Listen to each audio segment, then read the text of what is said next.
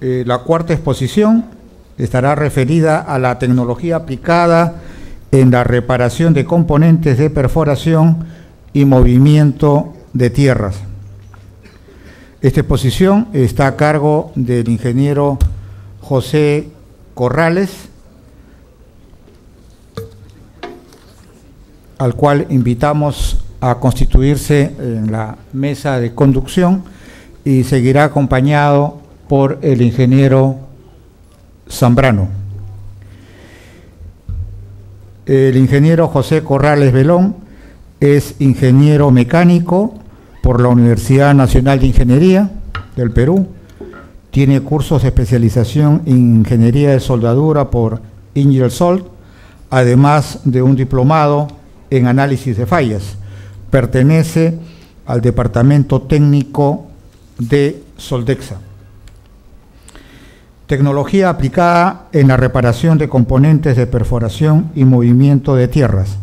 Invitamos al ingeniero Corrales a dar inicio a su exposición. Bueno, muy buenas tardes con todos. Como ya me han presentado, mi nombre es José Corrales.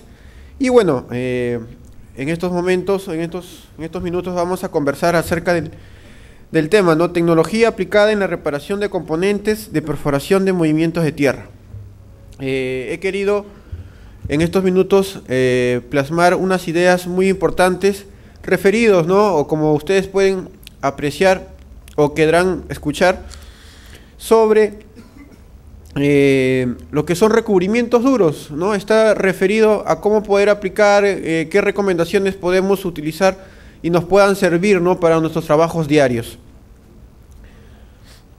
¿Qué es lo que nos encontramos nosotros en el día a día, ¿no? Nos vamos a encontrar con elementos, piezas, componentes que han sufrido algún desgaste en servicio, ¿no? Ya sea válvulas, ya sean elementos que tenemos la necesidad y vamos a encontrarlos y que tenemos de alguna manera que sacarlos nuevamente a servicio, porque la necesidad es esa, ¿no? Estamos trabajando y determinado componente para, entonces está la emergencia de repararlo, ¿no? En algunos casos hay elementos que son más sencillos y podemos encontrarlos en stock en el almacén, pero en otros casos de grandes componentes, de repente es importante en ese momento dar la solución, ¿no? Dar la solución. Es así que la problemática es esta, ¿no? Tener elementos los cuales requieren de una recomendación, de un procedimiento, de saber qué es lo que vamos a hacer, ¿no? Y cómo lo vamos a hacer, ¿no? En la industria ladrillera, por ejemplo, están los martillos, estos tornillos, ¿no? Hay distintos componentes, ¿no? Esa es la problemática que tenemos, ¿no? Elementos, componentes que tenemos que recuperar sus dimensiones para volverlas a su trabajo, ¿no? En servicio. Entonces, existen muchas formas de reconstruir, de reparar y revestir estas piezas. Pero el detalle es saber cómo hacerlo, ¿no? ¿Qué hacer? ¿Qué es lo que debemos hacer convenientemente, ¿no? A veces tenemos algunos inconvenientes en nuestra empresa, ¿no? No tenemos el personal idóneo, o si lo tenemos, no tenemos de repente el procedimiento, un procedimiento adecuado, calificado.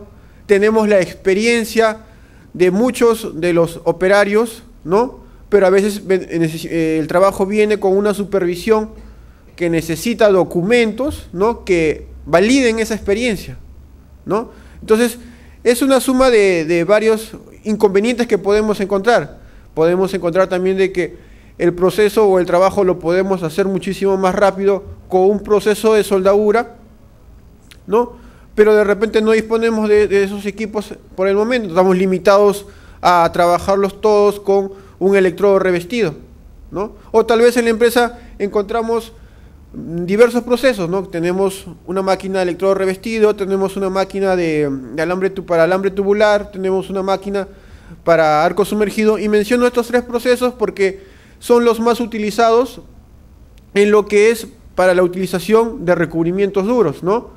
El aporte TIC no es muy común utilizarlo en recubrimientos duros, ¿no?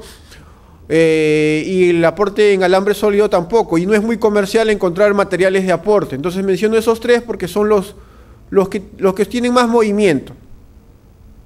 Ante esto, ¿qué hacemos? Y como ya lo mencioné, tenemos la experiencia de alguno de nuestros amigos en el taller que conoce de cómo sabe cómo reparar determinado elemento, pero no siempre el elemento, el componente que vamos a reparar es el mismo, ¿no? Qué fácil sería de que siempre nos llegue lo mismo, ¿no? Hay veces que varían, y si varía el elemento, varía la composición química o es otro material base.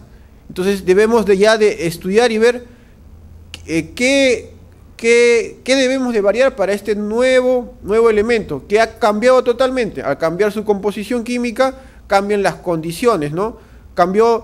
Es como si nosotros, y en algunas oportunidades ya ustedes deben haber escuchado, ¿no?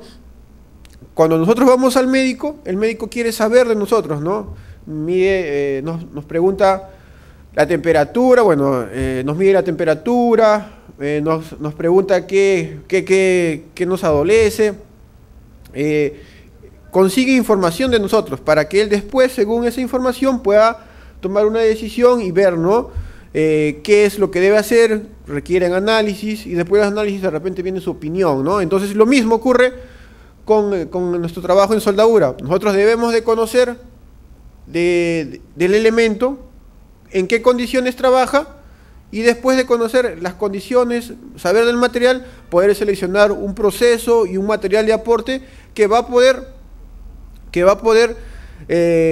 hacer frente a esas condiciones agresivas en las que nos estamos encontrando y provocan que desgaste sus dimensiones, ¿no? De eso más o menos se trata la información que quiero dejarles en este momento. Y ante eso, como les decía, también existen normas, ¿no? Existen normas, y acá les menciono una de ellas. Por ejemplo, el D14.7, según AWS, encontramos recomendaciones, ¿no? De qué es lo que debemos hacer, ¿no? Qué es lo que debemos hacer sobre cada uno de los puntos que le he mencionado, ¿no? Material base, conocer el material base, las técnicas que debemos utilizar, los métodos.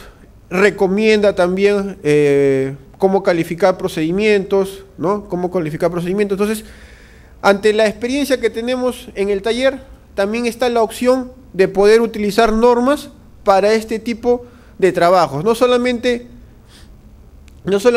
cuando se trata de fabricación de estructuras utilizando el A36, se utiliza el D11, también existen otras normas que se pueden aplicar para este tipo de trabajos, ¿no? Que se trata de reconstruir un elemento en un primer momento, recuperar sus dimensiones y después darle una resistencia al desgaste, ¿no? Es un trabajo distinto. Entonces, como le mencionaba, está en el elemento, hay agentes que están provocando el desgaste en este elemento, ¿no? Muchas veces no vamos a encontrar que solamente está presente uno de ellos. Como ustedes verán, pueden estar presente un agente por abrasión, va a provocar desgaste por abrasión, puede provocar un desgaste por impacto, contacto metal-metal, fricción, puede haber desgaste por temperatura, erosión. Pero cada uno de ellos, o la suma de ellos, son los que van a causar que las dimensiones de este elemento disminuyan. Y como les decía hace un momento, casi nunca está presente solamente uno de ellos. Siempre está presente la combinación de 2, 3, o en su mayoría puede haber varios, ¿no? Puede haber varios. Y que la suma va a provocar, como les dije ya, esta disminución en sus dimensiones. Ahora, ¿qué es lo que debemos hacer? Nosotros tratar de identificar cuál es el agente de desgaste que está en mayor proporción, quién es el que está provocando que se pierda en mayor medida esas dimensiones. Puede estar presente en determinado trabajo, por ejemplo, abrasión e impacto, la combinación de los dos, ¿no? Pero identifico quién es el que me está perjudicando más, el impacto o la abrasión. Ya, una vez que identifique yo, el agente que está desgastando este elemento es el impacto. Está sometido a continuo impacto, muchísimo más que abrasión. Entonces, una vez que yo tengo identificado eso, yo he avanzado una muy buena cantidad en la solución de mi problema. ¿Por qué? Porque habiendo ubicado quién es el que está provocando mayor desgaste, yo ya puedo posteriormente, en los siguientes pasos, mirar a cuál va a ser el material de aporte, cuál va a ser la soldadura, el electrodo, el alambre tubular, que voy a poder seleccionar para atacar ese agente de desgaste, ¿no? Ustedes habrán visto los productos, ¿no? Hay algunos productos, alambres tubulares, electrodos, los cuales son muy resistentes a una abrasión.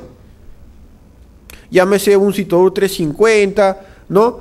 Llámese un Citodur 600. Pero hay otros productos que tienen o que son más duros, como un Citodur 1000, un Exatu 1000, los cuales, si bien es cierto, soportan la abrasión, ¿no? Soportan la abrasión, pero no soportan impacto. Entonces, esos productos que tienen muy buena dureza o altos valores de dureza, alto contenido de cromo, no van a ser buenos para los agentes donde haya desgaste por impacto. Entonces, el ubicar el agente de desgaste ya estoy avanzando para posteriormente poder seleccionar correctamente el material de aporte que voy a hacer frente para poder solucionar mi problema. Entonces, una vez que yo he identificado quién es el que está provocando que se desgaste en mayor medida, o a quién voy a atacar, o identificado el agente de desgaste, es de que yo ya tengo que tener claro lo siguiente, ¿no? Tengo que ordenarme de la siguiente manera. Primero tengo que identificar al elemento, saber de él, como yo les decía hace un momento, obtener la mayor información que podamos, identificar el material base. Eso es lo que ustedes seguro en varias oportunidades nos han escuchado en las charlas que hemos brindado, ¿no? Y es el paso más importante, es el número 1. Por ejemplo, les puedo mencionar acá que en una oportunidad, ¿no?, visitando a una empresa, ellos cometieron el error de utilizar, sin conocer el material base, utilizaron un electrodo inoxidable.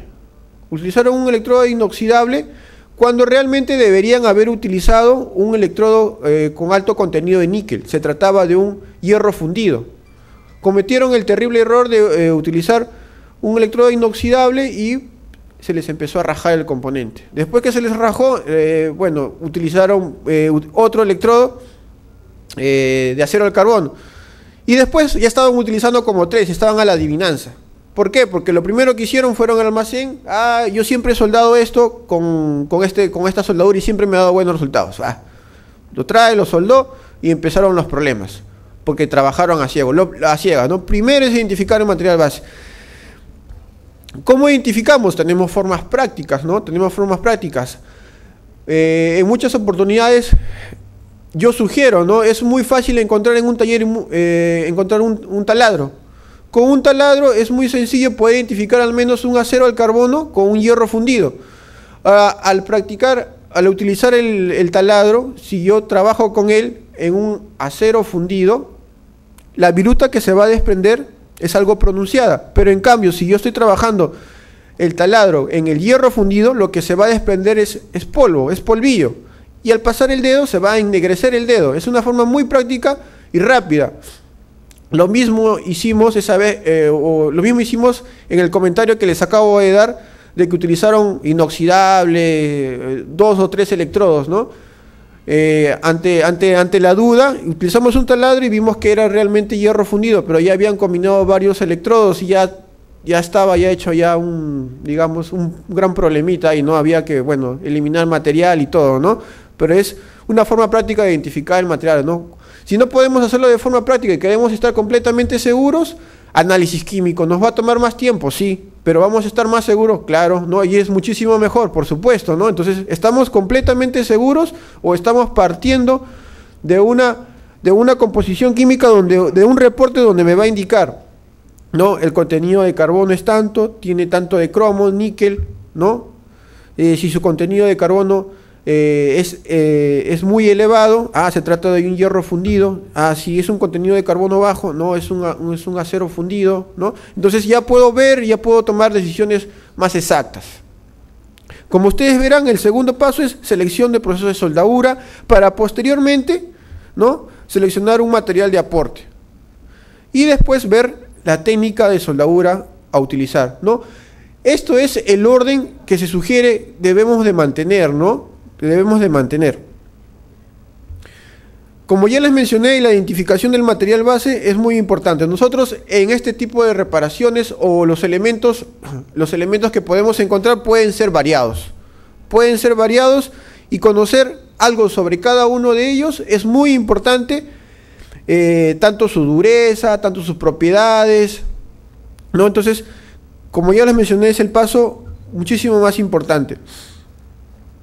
El variar entre material y material es también variar la composición química. Al variar la composición química, estamos variando la forma como vamos a trabajar. Ya han cambiado ciertos elementos que van a provocar que también las condiciones a las cuales se van a trabajar sean distintas. Por ejemplo, ¿no? Ustedes sabrán, o nosotros, o nos habrán oído que para el cálculo de la temperatura de precalentamiento nosotros nos basamos en la composición química, que justamente vemos fórmulas donde intervienen, ¿no? El contenido de carbono, el contenido de manganeso, cromo, ¿no? Las cuales van a provocar que varíen la temperatura de precalentamiento que vamos a utilizar entre material y material. Es más, ¿no? Acá les muestro una tabla donde para determinado tipo de acero, ¿no? Hay un carbono equivalente calculado y van variando también la temperatura de precalentamiento sugerida, ¿no? Son tablas donde sugieren determinado tipo de acero, se hace un cálculo de temperatura de precalentamiento, carbonos equivalentes, y bueno, y según eso se ayudan para el cálculo de la temperatura que inicialmente necesitamos utilizar para disminuir los problemas que pueden presentarse posteriormente, ¿no? Para este, por ejemplo, acero 4140, sugieren una temperatura de 230 grados centígrados de temperatura de precalentamiento. Existen fórmulas como la de Seferian, ¿no? Que se utilizan para aceros de baja aleación, pero de que podrían ser utilizados como primer punto de partida, ¿no? Lo interesante acá es de que nosotros, antes de trabajar y tener problemas de fisuración por no utilizar una temperatura de precalentamiento, podemos utilizar fórmulas o valores que al menos van a disminuir esos posibles problemas que puedan presentarse, ¿no? Como ustedes ven, intervienen los elementos, el carbono, manganeso, cromo, níquel, o los elementos presentes en la aleación, así como también el espesor del material, ¿no? El espesor del material con el cual estamos trabajando, ¿no? Entonces, la temperatura de precalentamiento, temperatura de interfase, son cuidados que debemos de tener en cada uno de estos materiales, y van a variar entre uno y otro de ellos. Así como hay fórmulas, también hay tablas, existen recomendaciones, donde nos indican, ustedes pueden ver, como ustedes pueden ver acá en el eje X, nos dan el porcentaje del contenido de carbono, y en las gráficas me indican el porcentaje de aleación presente, ¿no? El contenido de aleación presente en el acero. Según eso yo puedo interceptar, ¿no? Si es un acero, por ejemplo, de 0.5% de carbono, y una aleación de un contenido de aleación al 6%, ¿no? Sugiere una temperatura más o menos por encima de los 315 grados, ¿no? 315 grados. Entonces, vamos a poder encontrar fórmulas, vamos a poder encontrar gráficas, recomendaciones, pero debemos de utilizar, ¿no? Debemos utilizar una temperatura de precalentamiento necesaria para iniciar el trabajo. No, es más, la mayoría de estos trabajos requieren, ¿no? Requieren de cuidados especiales, porque cubrirlos y evitar que las corrientes de aire provoquen enfriamientos bruscos, ¿no? Entonces son cuidados especiales que debemos de mantener dependiendo de los materiales. Otra recomendación que debemos de tener presente, y también lo sugiere las normas, son la preparación de la superficie. Muchos de los elementos que vamos a encontrar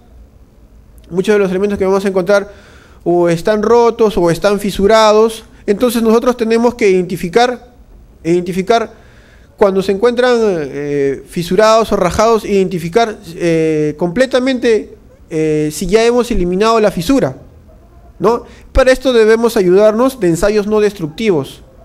Es muy importante, ¿no? Al iniciar, durante el trabajo, cuando creemos que ya lo hemos eliminado, ¿no? Si creemos que ya lo hemos eliminado, entonces debemos de volver a practicar nuevamente el ensayo no destructivo para estar completamente seguros de que es así. Porque iniciar una reparación sobre una fisura que no ha sido eliminada completamente va a traer problemas posteriores, ¿no? Que nuevamente va a volver a brotar la fisura.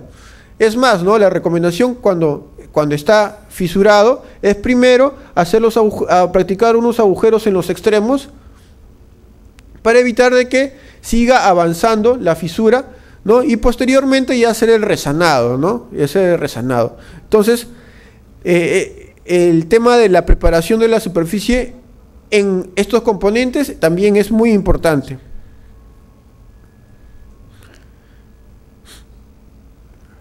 La selección del proceso. Estos son los procesos, los que ustedes están viendo, más utilizados en nuestro medio. No quiere decir que sean todos, sino que son los que más utilizamos hoy en día. De los cuales, como ya les decía, ¿no? Comercialmente, para lo que son recubrimientos duros, que es la idea de la charla, ¿no? Utilizar electrodo revestido, utilizar arco sumergido, ¿no? O es lo más comercial, ¿no? Es lo más comercial. Encontramos, por ejemplo, en electrodo revestido productos como un Citodur 1000, en alambre tubular su equivalente, un Exatu 1000, y también sus equivalentes en arco sumergido, ¿no? ¿De qué va a depender la selección del proceso? Tal vez de la velocidad de avance, ¿no? Cuán rápido yo deseo poder avanzar el trabajo, o por la eficiencia, o si es importante el aporte de calor. La disponibilidad de equipos que tenemos también es un factor muy importante para seleccionar el proceso. Si yo dispongo de espacio determinado para realizar el trabajo y puedo utilizar un electrodo que fácilmente yo lo puedo doblar y acomodarme, o de repente no es posible que una antorcha que es más robusta pueda ingresar a hacer ese trabajo, ¿no? Entonces, la accesibilidad también es muy importante. Por material de aporte, de repente, no es posible tan rápido conseguir el material de aporte, no es comercial, no lo tengo, no. Entonces, estoy limitado al material, a la soldadura que pueda encontrar más rápida y fácilmente, ¿no? Entonces, hay varios puntos importantes para la selección del proceso adecuado para estos tipos de trabajos. La selección del material de aporte, ¿no? Como les vengo diciendo, lo común es utilizar un electrodo revestido, un alambre tubular, materiales de aporte para arco sumergido.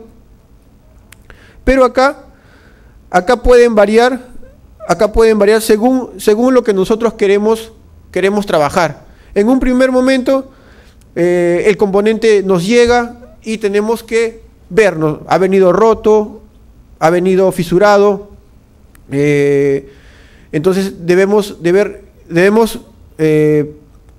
ir pensando qué es lo que vamos a hacer, ¿no? En un primer momento es recuperar sus dimensiones.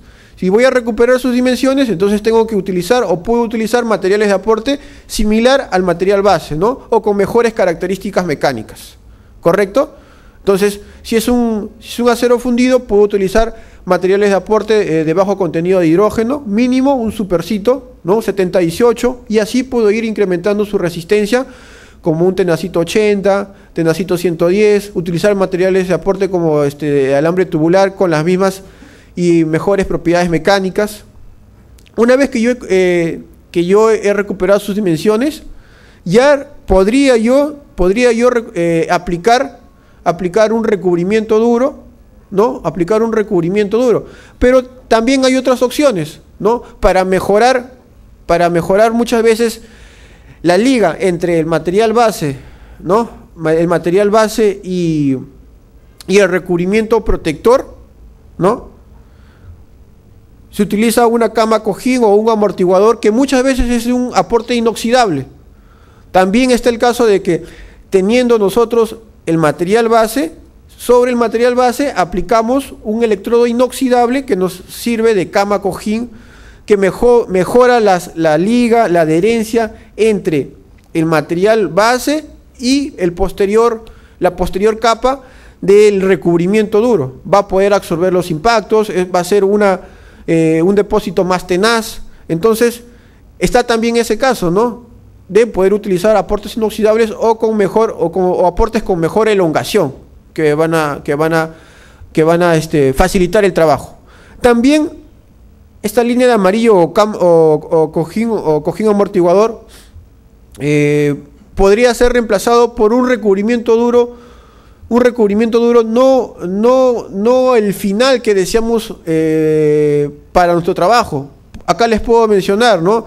Tenemos nosotros la idea de un Exatu 350 y un Exatu 1000. El Exatu 350 es un recubrimiento duro con bajos valores de dureza, ¿no?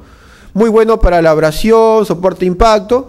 En cambio el Exatu 1000, altos valores de dureza, ¿no?, pero no soporta impacto. Entonces, en un primer momento, de repente, como primer paso, una primera capa o segunda capa, puedo aplicar un Citodu 350 porque quiero aumentar sus dimensiones, y las tres últimas capas porque el trabajo lo necesita, ¿no? Necesita de una alta dureza. Ya aplico el Exatu 1000 que tiene más alto valor de dureza. Entonces, con esto yo estoy mejorando las características de durabilidad del elemento, porque el elemento va a estar trabajando a ciertas condiciones, ¿no?, que requieren la aplicación del Exatu 1000. Y cuando ya se elimine completamente lo que es el depósito del Exatu 1000, va a encontrar un Exatu 350 que es algo más duro, ¿no?, algo menos duro que el Exatu 1000, pero va a hacer frente todavía al desgaste.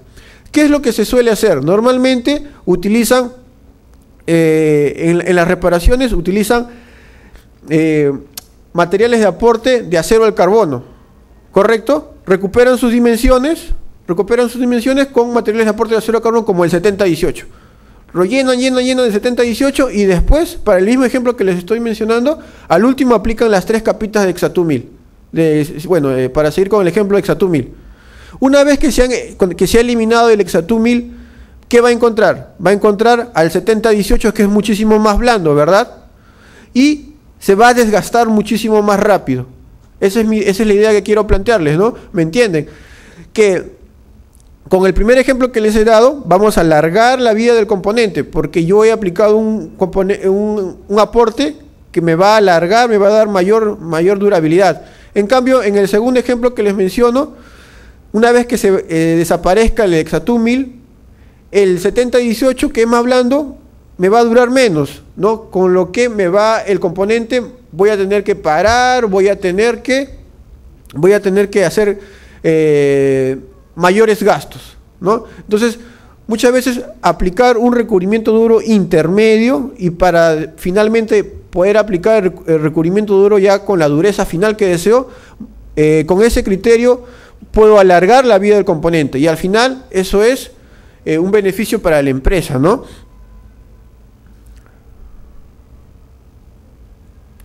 Acá también debemos de conocer algo muy importante, que se trata de la dilución. ¿Qué es la dilución? Bueno, es el porcentaje de la unión soldada, que corresponde al material base. Para la gráfica sería el valor de B, como ustedes pueden apreciar, ¿no? En lo que es recubrimientos duros, es muy importante el porcentaje de dilución. El trabajar o el soldar o el aplicar recubrimientos duros no es lo mismo que trabajar electrodos convencionales, ¿no? No es lo mismo, porque nosotros debemos de cuidar de que la dilución sea lo menor posible. Y eso sí se puede lograr, Para trabajos de recubrimientos duros, lo recomendable es aplicar altos voltajes, ¿no? Bajos valores de corriente, estigado más alargados. ¿Para qué? Con la idea y con el resultado de disminuir la dilución y poder obtener la dureza que indica la hoja técnica. Las hojas técnicas de los productos de recubrimientos duros indican una dureza, pero no quiere decir, no quiere decir que al aplicar la primera capa de soldadura ya tiene la dureza que indica. No, en la hoja dice en la segunda y en la tercera capa. Después, no quiere decir que al aplicar las dos capas, si yo lo trabajo al voltaje o a la corriente que a mí se me ocurre, va a tener la dureza. No. Tienes que trabajarlo como te estoy indicando, ¿no? Con altos valores de voltaje, bajos valores de corriente, ¿no? Y bueno, y tendrás valores que indican ahí, ¿no? 35 Rockwell C, 50, 53 Rockwell C, ¿no? Pero no es aplicar por aplicar. Los porcentajes de dilución varían según el proceso. Para electrodo revestido hay porcentaje de dilución del 30%. Para alambre tubular es del 20%, arco sumergido es del 40%, ¿no? En recubrimientos duros la idea es poder utilizar o que la dilución sea lo más bajo posible. ¿Para qué? Para que los valores de dureza salgan también los más altos posibles o los que indican en la hoja técnica. Otra recomendación muy importante son las técnicas utilizadas, ¿no? Secuencias que debo de seguir en el soldeo del trabajo, la temperatura de precalentamiento, temperatura de interfase, que va a depender de qué material se trata, cuál es el material que estoy trabajando, va a variar entre uno y otro, no puedo utilizar la misma temperatura para todos los materiales porque los materiales varían, el alivio de tensiones, la velocidad de enfriamiento, postcalentamiento, tratamiento térmico que voy a realizar después del trabajo, los cuidados que voy a necesitar, inspección, ¿no? Antes, durante y después de los trabajos es muy importante. Por ejemplo, este mismo caso no solamente se da para uniones o para fabricación de tanques, lo mismo puede hacerse para aplicar acá recubrimientos duros, ¿no? La correcta posición de algún elemento circular aplicando o trabajando con arco sumergido, la distancia debe ser la adecuada para no tener problemas como pueden ver ustedes en la gráfica, cuando está muy alejada o cuando está muy cerca el aporte, y vamos a tener problemas. Hay distancias sugeridas, ¿no? Podemos verlo en tablas dependiendo del diámetro. Ahí si pueden ver el cursor, dependiendo del diámetro del elemento a trabajar. Bueno, acá está en pulgadas y acá está en milímetros. Dependiendo del valor del diámetro, se sugieren ciertas distancias para poder iniciar el trabajo, ¿no? El trabajo podría ser en lo que es arco sumergido, ¿no? Y no tener problemas de que está muy alejado o muy acercado, ¿no? O muy cercano. Después, como les mencionaba, los parámetros utilizados en recubrimientos duros es muy importante porque lo que nosotros queremos, no queremos una mayor penetración. En recubrimientos duros no necesitamos que la penetración sea alta. Como ustedes pueden ver, bueno, espero que se logre apreciar. Acá a 600 amperios tenemos una penetración muy pronunciada. En cambio a 330 amperios la penetración no es muy pronunciada. Pero para recubrimientos duros nosotros necesitamos penetración. No necesitamos penetración, ¿no? Entonces es por eso justamente de que se sugiere no utilizar valores altos de corriente, porque lo que necesitamos es deposición, ¿no? Deposición de soldadura, no necesitamos penetración. Es así de que, como la recomendación es corrientes bajas, voltajes altos, porque con los voltajes voy a conseguir cordones más anchos. Entonces, acuérdense, al menos eso el día de hoy, ¿no? Las condiciones de trabajo para lo que son recubrimientos duros no son las mismas que utilizar un 70-18, ¿no? o productos en soldadura convencionales, ¿no? Hay que trabajarlas y tener otros cuidados, otros criterios.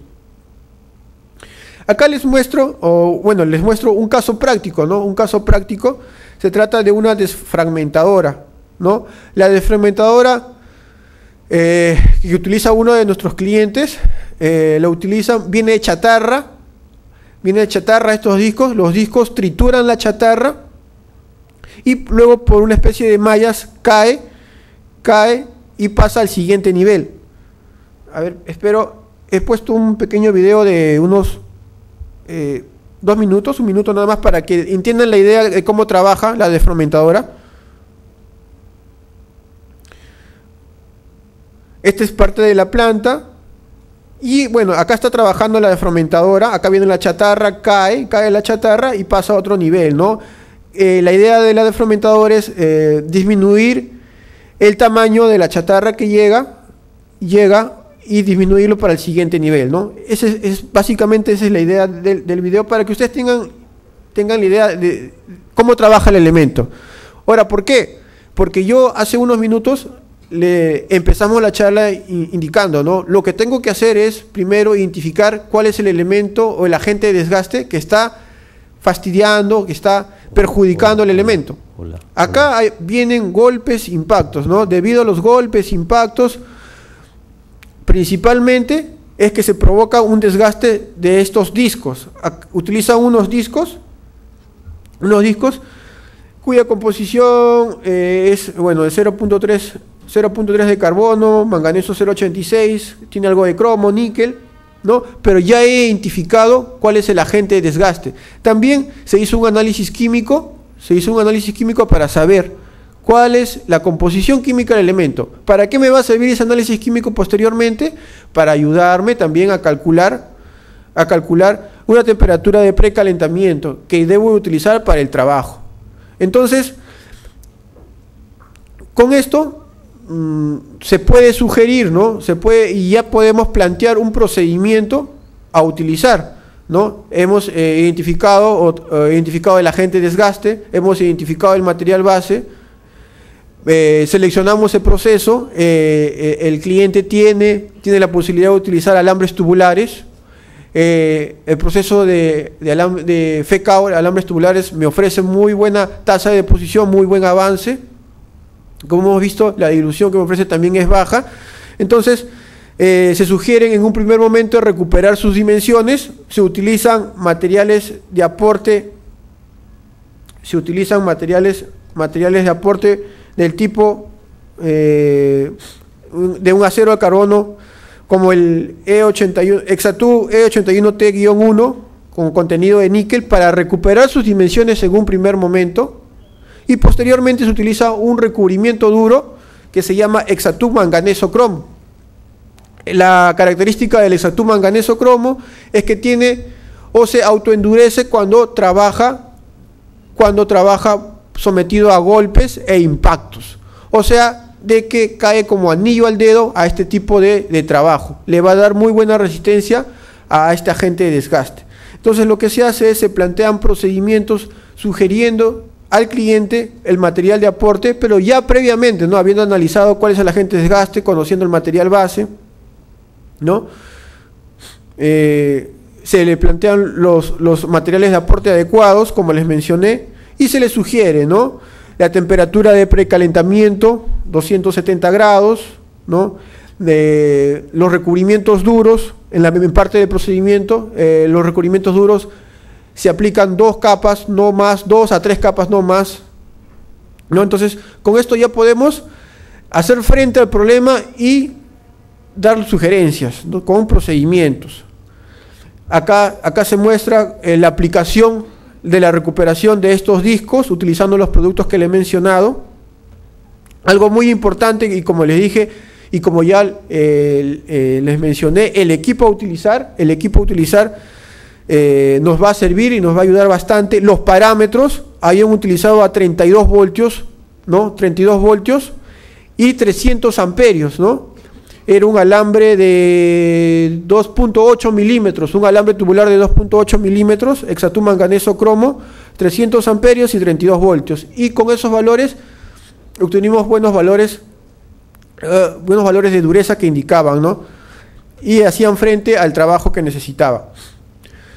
Entonces, el plasmar estas sugerencias en procedimientos también se puede hacer utilizando el AWS 14.7, que nos da o nos indica elaborar. Las probetas son distintas, son distintas y los ensayos que requieren también para poder calificar el procedimiento nos exigen otros tipos de ensayos que son más sencillos, ¿no? Pero que son aplicados para este tipo de trabajo. Conclusiones. Ante problemas ocasionados durante el funcionamiento, las soldaduras especiales representan una alternativa de solución. Al hablar de soldaduras especiales, estoy hablando de estos recubrimientos protectores, ¿no? Que son los que se utilizan para este tipo de trabajos. Buscar optimizar los recursos para que los trabajos de soldadura sean económicos. El tema costo-beneficio, ¿no? El incrementar la vida de un elemento, sin duda que es muy conveniente para la empresa, ¿no? Al estar cambiando ese mismo elemento 3 o 4 veces al mes, al cambiarlo una sola vez, implica un beneficio muy rentable para la empresa, ¿no? ¿Cómo lo consigo esto? Mejor aprovechamiento de la mano de obra calificada, empleo de procesos de soldadura, consumibles y técnicas adecuadas, reducción de los tiempos muertos y capacitación del personal, ¿no? Bueno, he querido hacer breve esta charla. Por mi parte, eso sería todo. Muchas gracias. Bien, con temas tan interesantes siempre se van acumulando los tiempos en exceso. Bien, tal vez una o dos preguntas, no más. Si hay alguna pregunta para el ingeniero Corrales respecto a la tecnología aplicada en la reparación de componentes de perforación y movimiento de tierras, este sería el momento. Luis Fernando Maza Valencia de ACS Metálica nos pregunta: para un caldero a presión de 200 PSI, ¿qué pasaría si se da una mala aplicación de soldadura y cómo se puede soldar adecuadamente? Bueno, para un caldero, normalmente los calderos son de planchas de acero al carbono, ¿no? Si bien es cierto, trabajan a presión y a temperatura, pero utilizar electrodos como mínimo 70-18 sería lo más adecuado. Puedo utilizar aportes con mejores características, correcto. En nuestro medio tenemos aportes con mejores características, sí las tenemos, ¿no? Y es muy peligroso, ¿no? Nosotros lo que debemos de garantizar es que la unión soldada, bueno, sea la de mejores características, ¿no? Mínimo que el aporte en la unión tenga las mismas características o mayores propiedades mecánicas para evitar tener problemas. Ingeniero, aquí Benito Lázaro Gaitán de la cooperativa Andahuasi nos pregunta: material base, fierro fundido fatigado en el tiempo, ¿qué soldadura sería la más deseable para aplicar? Bueno, si se trata de hierro fundido, cuando nos encontramos este tipo de materiales debemos utilizar materiales de aporte con alto contenido de níquel, ¿no? Lo que te sugeriría es utilizar, por ejemplo, un citofonte, un hexaníquel, ¿no? Quizás no es necesario aplicar todo el producto en el componente. En un primer momento puedes enmantequillar y posteriormente sobre el aporte de citofonte, hexaníquel, puedes, teniendo los cuidados de temperatura, ya utilizar aportes como el supercito, pero sobre el citofonte o hexaníquel, ¿no? Básicamente se utilizan materiales de aporte con alto contenido de níquel. Okay, bien, agradecemos la exposición del ingeniero Corrales y la participación del ingeniero Zambrano.